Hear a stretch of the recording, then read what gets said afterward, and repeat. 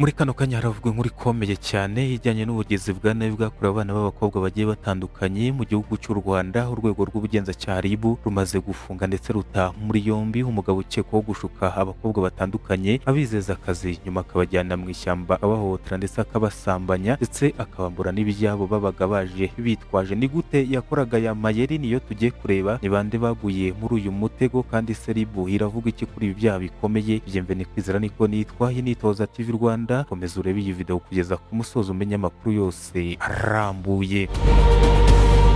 Iyi ni inkuru yavuzwe cyane mu cyumweru gishize, cyane cyane mu mujyi wa Kigali ndetse no mu nkengero zawo, aho urwego rw'ubugenzacyaha RIB rwafunze umugabo witwa Mashyamba muri ukurikire nk'ibyaha bikomeye birimo gukoresha abandi imibonano mpuzabitsina ku gahato, ubwinjiracyaha ku cyaha cy'ubwicanyi ndetse no gusambanya abana b'abakobwa batarageza imyaka y'ubukure.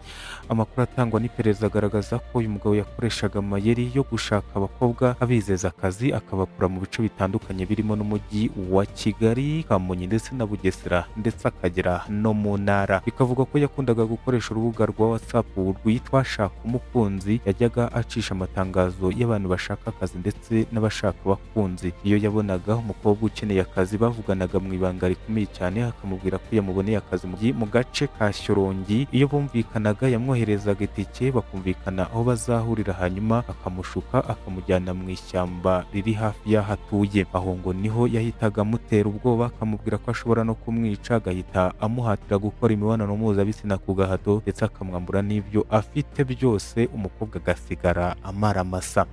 Amakuru akomeza avuga ko uyu mugabo yakoze ibi abakobwa batandukanye, harimo n'utarageza imyaka y'ubukure. Hari kandi ngo bamwe bahohotewe babashije kumucika, n'ubwo umwe muri bo yanatewe icyuma ubwo yageragezaga kumurwanya ngo amucike. Ibi byaha byateye benshi ubwoba, cyane cyane ujyanye n'ikoreshwa ry'imbuga nkoranyambaga mu gushuka abakobwa. RIB yatangaje ko rero uyu mugabo yamaze gutabwa muri yombi, iperereza rikaba rikomeje kugira ngo hamenyekane uburemere bw'ibyaha yakoze ndetse n'umubare w'abahohotewe. RIB yashimiye abaturage batanze amakuru kugira ngo aba bagizi ba nabi bafatwe, inaburira undi wese waba ufite umugambi mubi nk'uyu tazihanganirwa. Abaturage basabwe gukomeza kugira amakenga, cyane cyane ku bantu babizeza akazi cyangwa ibindi banyuze ku mbuga nkoranyambaga.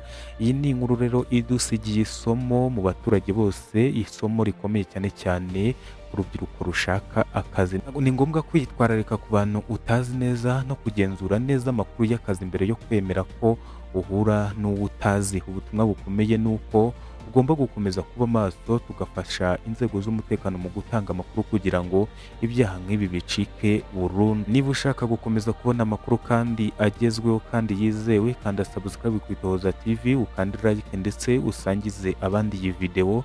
Twandikire mu bitekerezo tubwire icyo utekereza kuri iyi nkuru iteye ubwoba. Turacyakurikirana iyi nkuru, tuzakomeza kubagezaho amakuru mashya uko agenda aboneka. Mwakoze cyane gukomeza kureba ITOHOZA TV.